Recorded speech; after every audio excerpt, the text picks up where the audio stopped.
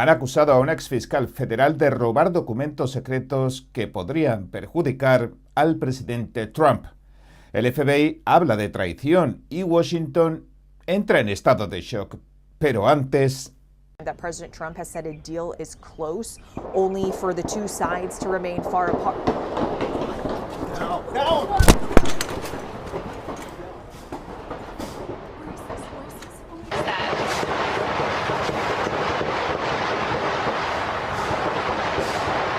What is that? Sounds like tires. este fin de semana ha sido bastante movido. El sábado los agentes del servicio secreto neutralizaron a Nasir Best, un veinteañero que abrió fuego contra los agentes de uno de los controles de entrada a la Casa Blanca. Las autoridades informaron de que era un viejo conocido del servicio secreto y que tenía incluso una orden de alejamiento de la Casa Blanca. Además, contaba con un historial de salud mental. Según el New York Post, se creía Jesucristo. Al menos un transeúnte ha resultado herido de gravedad. El incidente se produjo 2 horas después de que el presidente Donald Trump publicara que se encontraba en el interior de la Casa Blanca trabajando en el acuerdo con Irán.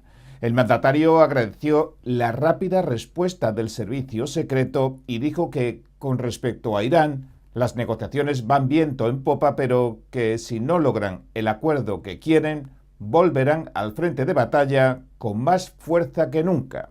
Según las autoridades estadounidenses, este tiroteo en las inmediaciones de la Casa Blanca sería el segundo atentado que sufre el presidente Trump en menos de un mes.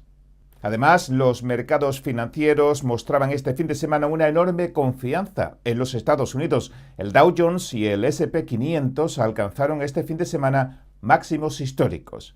Es una señal muy positiva para las grandes empresas estadounidenses y de confianza en la economía.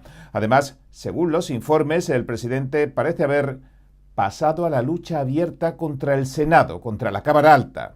Ha recomendado públicamente que voten en las primarias para reemplazar a varios senadores que no están apoyando que se presente la Ley SAFE. El proyecto de ley, la Ley SAFE, dice que los votantes en las elecciones deben identificarse tanto para registrarse como para votar.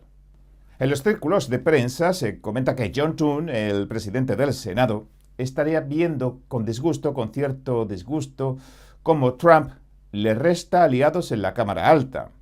Así que habría decidido en posible represalia no presentar la ley de pago adicional para los servicios de inmigración y de la patrulla fronteriza.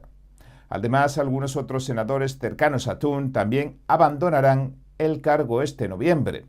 En resumen, si los republicanos mantuvieran los escaños en la Cámara Alta después de las elecciones de mitad de mandato, el Senado podría contar con más miembros de la línea de Trump que de la del propio Thune. Y eso le haría tener mucha presencia ya en el Senado, pero quizás una de las noticias más importantes, la que ha conmocionado al gobierno, llegue de la mano de este hombre, Jason Redding Quiñones. Puede no sonarles mucho el nombre de este fiscal de Miami, cercano a Trump, para más señas, pero se encarga de supervisar la instrumentalización, la politización del gobierno de las presidencias anteriores. Hablamos de las administraciones de Biden y de Obama. Dos figuras siempre muy cercanas, Biden y Obama, pero es que Quiñones también es la persona de la que partió la acusación de Raúl Castro, el hermano del cubano Fidel Castro, algo que vamos a tratar hoy también en profundidad en un minuto. Y además es la persona que también imputó a Alex Saab, el presunto blanqueador del dinero de Nicolás Maduro. Y todo esto lo hizo en menos de una semana. Pues bien, ahora acusa a uno de sus propios exfiscales federales. Y la acusación es bastante grave, ya que le imputan cargos por intentar robar un informe sellado y secreto de la investigación que lanzó Jack Smith, el abogado especial contra el presidente Donald Trump.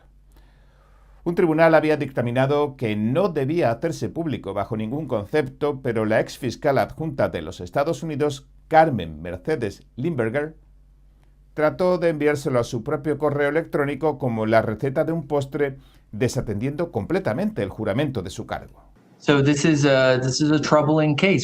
Este es un caso preocupante porque es de uno de nuestros predecesores, pero no solo era una fiscal federal adjunta de Estados Unidos, sino una de nuestras exdirigentes. Dirigió una oficina en Fort Pierce. Es una fiscal general adjunta de los Estados Unidos en funciones, y hay cargos muy graves en su contra. El gran jurado la acusó el martes y tuvo su primera comparecencia. La acusan de 4 cargos y, básicamente, lo que intentaba hacer era robar documentos del gobierno. Ahora puede recibir un castigo ejemplar mientras los fiscales la interrogan para conocer con qué propósito trató de robar esos documentos. ¿Con qué propósito? Bueno, dejaremos que eso se aclare cuando ella tenga su día en la corte. Dejaremos que eso salga a la luz, pero ella intentaba robar documentos del gobierno para un propósito para el cual no estaba autorizada. Y ella renombró esos documentos del gobierno como, ya sabes, receta de pastel Bundt, receta de galletas con chispas de chocolate, algo de esa naturaleza. No me cites exactamente en eso, pero ya sabes, uno de estos cargos, el 18 USC 1519, conlleva una pena de prisión máxima de 20 años. Esto es algo muy, muy serio. Este que veíamos era Quiñones. En los sectores más alineados con Trump y MAGA se está hablando ya de que se estaría enviando un mensaje alto y claro a los fiscales que abusan de su poder o abusaron de su poder en anteriores administraciones y que no cumplieron con su obligación.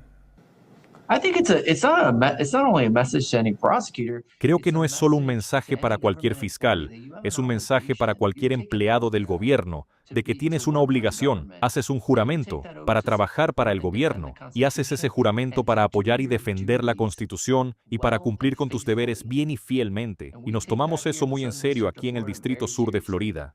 El fiscal federal adjunto especial, Joe DiGenova, ya está investigando en Fort Pierce lo que el presidente Trump denuncia como la persecución política que ha sufrido durante la última década y lo que describe sus allegados como una posible conspiración de los círculos de inteligencia para violar los derechos civiles del presidente y de sus seguidores.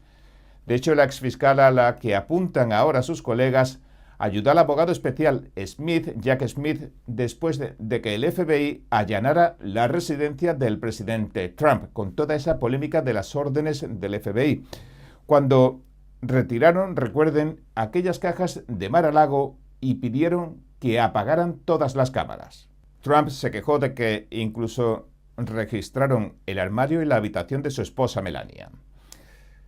Después intentó robar Stallenberger el informe que escribió Smith después de la segunda victoria electoral de Trump y antes de retirar los cargos, aunque Limberger, por su parte, lo niega todo. Niega que cambiara los nombres de los archivos de Smith por los de un postre para transmitirlos sin autorización y sin que la detectaran.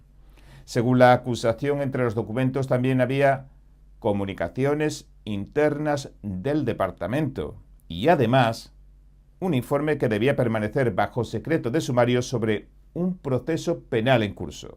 ¿Qué hizo? Pues los camufló cambiándolos de nombre, se supone, para después enviárselos a su propia cuenta de correo. Es decir, las acusaciones abarcan muchas, no sé si llamar negligencias, pero son bastante graves. De probarse sería uno de los casos de corrupción más sonados de los últimos tiempos. Las autoridades, además, indicaron que lo hizo a sabiendas de que violaba las leyes y perjudicaba la naturaleza del proceso contra el presidente Trump. Kash Patel, el jefe del FBI, también se pronunció sobre el caso y lo hizo con cierta contundencia. Esta tarde, una ex asistente fiscal de Estados Unidos que apoyó la investigación politizada de Jack Smith contra el presidente Trump ha sido acusada de robar documentos confidenciales de la investigación. El FBI no dudará en exigir cuentas a aquellos que violaron la confianza de los estadounidenses en una investigación que, para empezar, nunca debería haberse iniciado. Si recuerdan, fue la juez de distrito Eileen Cannon la que prohibió al Departamento de Justicia divulgar, transmitir o compartir el segundo volumen del informe del fiscal especial Smith contra Trump. El protagonista de nuestro relato de hoy, Quiñones, que descubrió el incidente a finales del año pasado, le recordó a Just the News, al diario digital, que le dio algunas instrucciones explícitas a la exfiscal. Cuando asumí el cargo, le encomendé una misión, y esa misión se resume en 3 puntos: proteger a los estadounidenses, restablecer una justicia imparcial y defender el Estado de Derecho, y elegí esas palabras con mucho cuidado.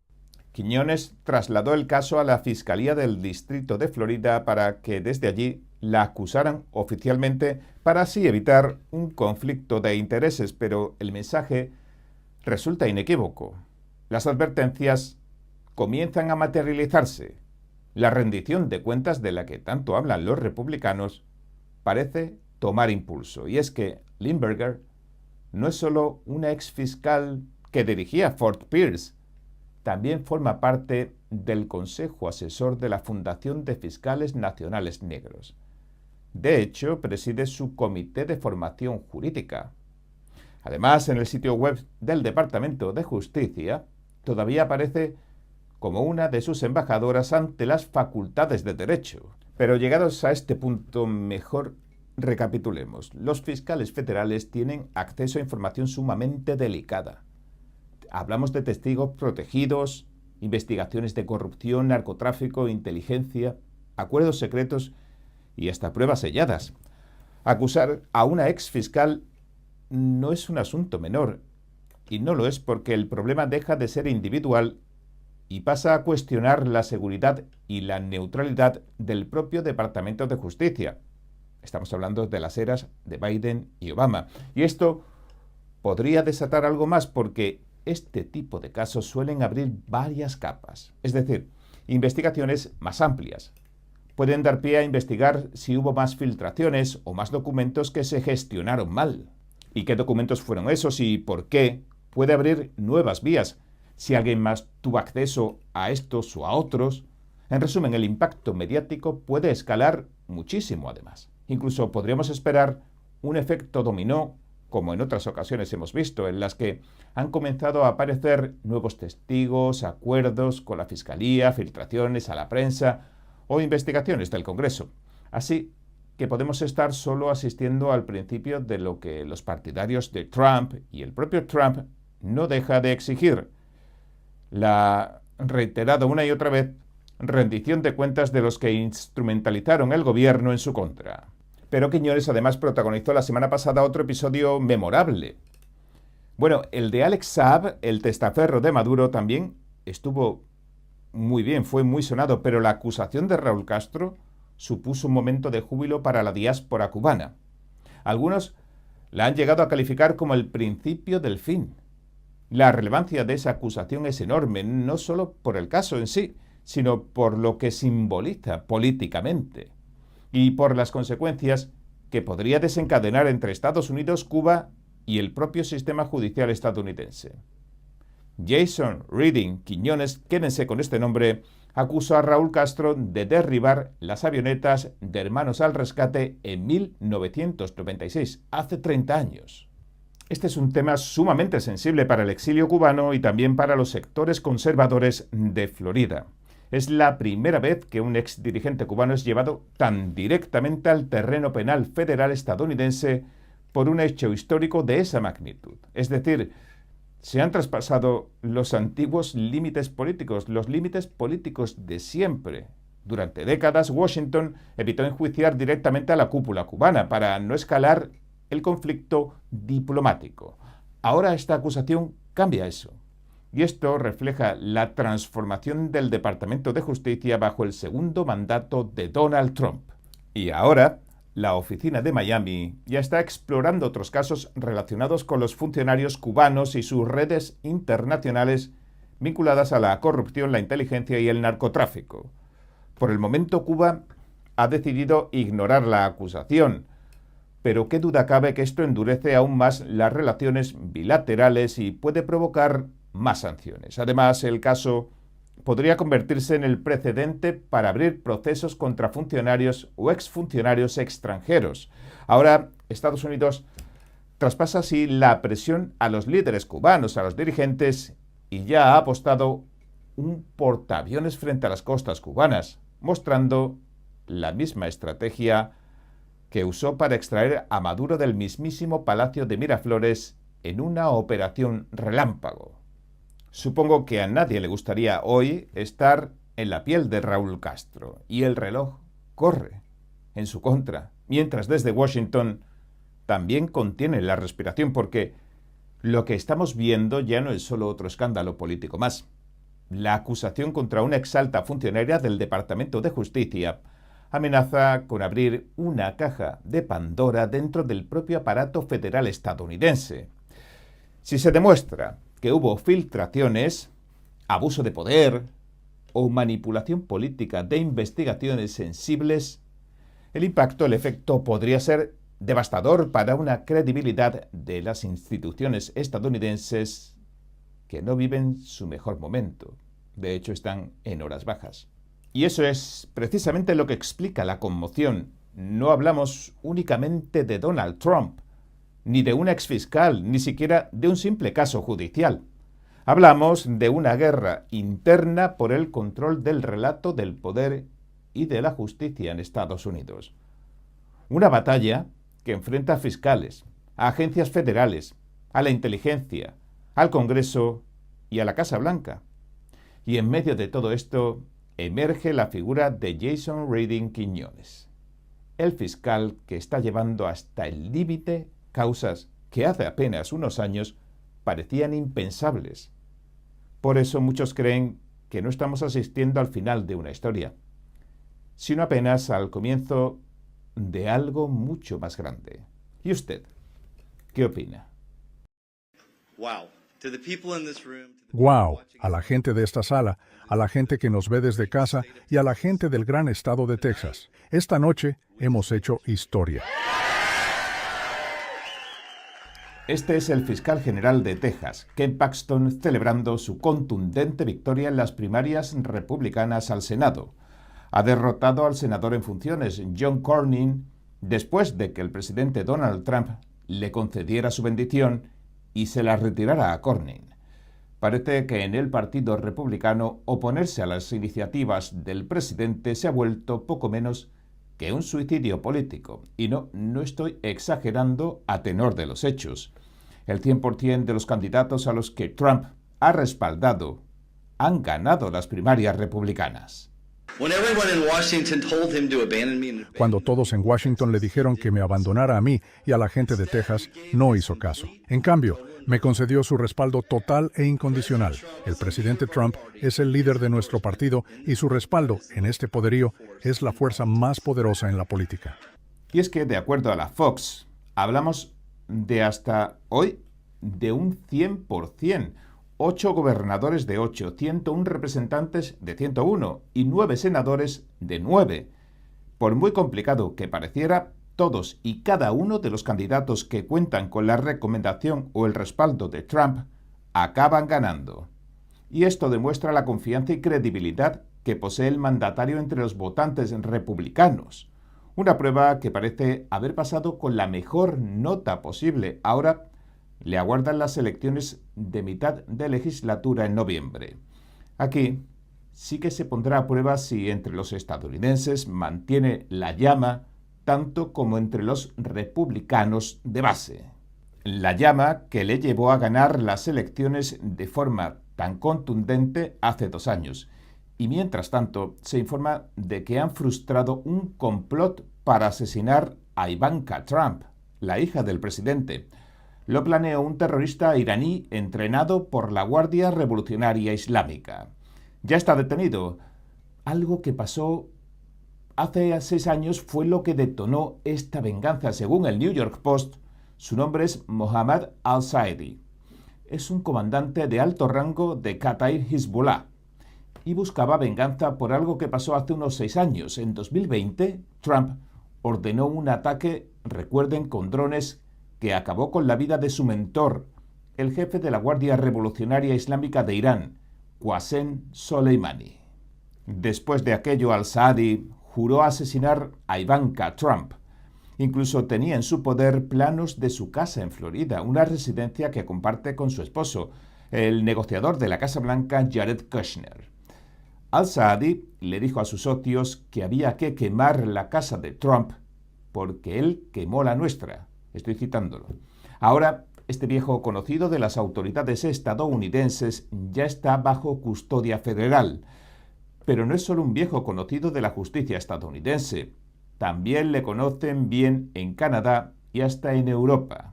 De hecho, se le atribuyen en torno a una veintena de complots y atentados terroristas en solo 3 meses en Europa. Al-Saadi ha sido el cerebro de los atentados al consulado estadounidense de Canadá, Toronto, al banco New York Mellon de Ámsterdam y a una sinagoga en Bélgica, entre muchos. Eso fue en Lieja. La fiscalía le acusa de 6 cargos de terrorismo y advierte de que Al-Saadi hablaba de atacar sitios en Nueva York, California y Arizona.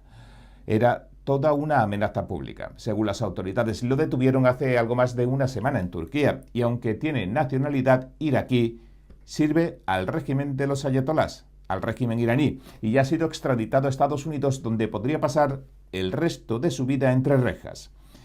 Aunque todavía está por ver. Y ahora más de la noticia, vamos a ver ahora más de la noticia que estalló hace unos días y que los medios pasaron por alto. Bueno, los medios en su mayoría, no todos. Como informamos, ya no vamos a morir todos con el cambio climático. La raza humana ya no se va a extinguir por las flatulencias de las vacas. La ONU ha dado marcha atrás. Dice que el escenario tan catastrófico que lleva más de una década describiendo ya no va a tener lugar. El experto investigador sobre el clima, Mark Morano, estimaba así, como vamos a ver, las cifras que han movido estas políticas climáticas extremas, unas cifras altas, una factura que, claro está, han pagado los contribuyentes. ¿Cuánto dinero? Trillions of dollars. It's estimated $1 trillion a year is spent. Billones de dólares. Se estima que se gasta 1 billón al año. Recuerda, este modelo climático del que ahora se están retractando diciendo que es poco plausible, es la base para la declaración de la emergencia climática, con la que intentaban llegar a confinamientos estilo COVID. Estuvieron aprovechando este escenario climático extremo 8,5 hasta que simplemente no han podido sostenerlo más, y de eso es de lo que se están alejando, $1 billón por año, según se estima. Björn Lomborg, el estadístico danés, acaba de estimar que en los últimos 20 o 30 años se han gastado hasta $15 billones en total, solo en toda esta estafa. Y Donald Trump, con toda la razón, está celebrando una victoria justo ahora, y se burla de esto. Y esto ha captado la atención de todos. Pensaron que podrían abandonar esto de forma discreta, pero no se lo vamos a permitir. También se informa, como comentamos la semana pasada, que ahora los centros de datos de inteligencia artificial, los megacentros, por los que abogan directamente las grandes fortunas, necesitan un gran consumo de electricidad. Pero de una electricidad confiable, no de las sostenibles, una electricidad tan confiable como el carbón o la nuclear. Además, las chimeneas de estos centros vomitan unas columnas de humo difíciles de ocultar. Y ahora ya planean estas grandes autoridades del clima celebrar la COP30 en Brasil. Según varios informes, los organizadores habrían abierto un tramo de carretera de 8 millas para los asistentes al evento. Y no pasaría nada, suena hasta bien, 8 millas de una carretera nueva para Brasil. La cuestión es que este tramo de carretera atraviesa la selva amazónica protegida. Es decir, es una carretera que destruiría el hábitat natural del pulmón del planeta para que los que dicen salvar al planeta puedan desplazarse hasta el evento de un sitio a otro. Eso sí, después de llegar a Brasil en sus jets privados, en sus enormes yates e incluso en cruceros que han convertido en hoteles flotantes para los delegados de la cumbre, con toda la contaminación, dicho sea de paso, que pueden generar estas máquinas. Y llegan, como siempre, dispuestos a imponer restricciones a todo bicho viviente, entiéndame bien. Sin embargo, Morano dice que todo este asunto de la Agenda Verde podría estar comenzando a desmoronarse.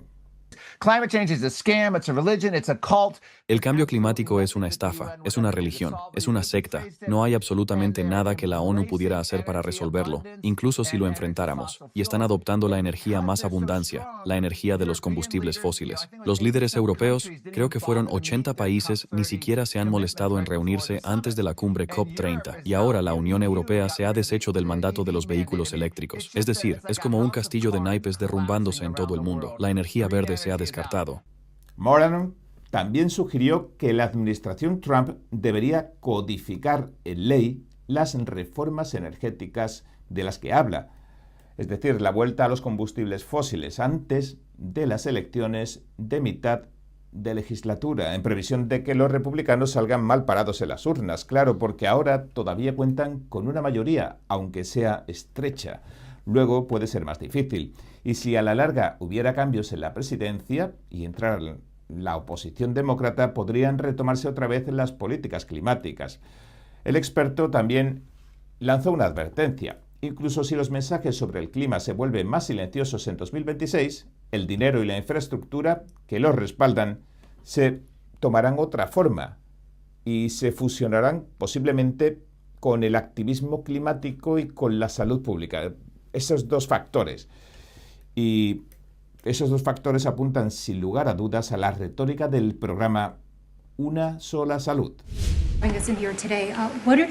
En el día de hoy, ¿cuáles son sus pensamientos? ¿Por qué cree que Joe Biden está intentando demandar al Departamento de Justicia, el expresidente Joe Biden, para que las grabaciones de las entrevistas que hizo queden bloqueadas y el pueblo estadounidense no pueda escucharlas? ¿Cree que está intentando ocultar algo? Y tal vez el fiscal general en funciones, Todd Blanche, podría comentar si van a presentar una contrademanda y publicar esas cintas para el público estadounidense. ¿Te refieres a las relacionadas con su libro? Con respecto a sus memorias, sí. Ya veo.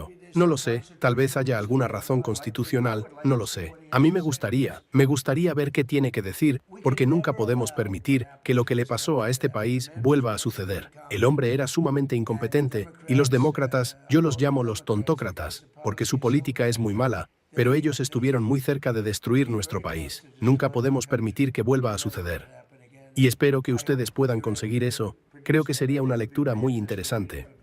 El expresidente Joe Biden acaba de demandar al Departamento de Justicia. Trata de impedir que se publiquen las grabaciones de las entrevistas que concedió para sus memorias de 2017. En su día, este material formó parte de la investigación del fiscal especial Robert Hur sobre una posible mala gestión de documentos clasificados del entonces vicepresidente Biden. Al final, no presentaría cargos contra Biden porque, según declaró, las lagunas de memoria, los lapsus de Biden, harían muy difícil demostrar que pudiera haber hecho algo mal aposta. Sin embargo, hay algo que parece no haber convencido ni a la Fundación Conservadora Heritage ni al Comité Judicial de la Cámara, que exigen que se publiquen los audios el 15 de junio. Ahora bien, lo que muchos creen no es que haya algún tipo de contenido secreto, porque las transcripciones de hecho se han hecho públicas. Lo que creen es que estaría plagada de silencios fuera de lugar, de pausas largas, de confusión, de que pierda el hilo, etcétera, etcétera. En resumen, se cree que lo que tratan es de evitar un posible daño político que provocaría la confirmación a todas luces de todo ese asunto del deterioro cognitivo y, por ende, del autopen. En su día, la administración Biden decidió no publicarlos. Ahora la administración Trump ha decidido que sí, que deberían publicarse, y Biden demanda para impedirlo. Habrá que esperar unos días o algo más para ver qué sucede. ¿Qué opina? Bueno, hasta aquí nuestro informe de hoy. Si le gustó, por favor no olvide darle a me gusta, suscribirse y compartirlo. Gracias por ver En Primera Plana. Nos vemos mañana.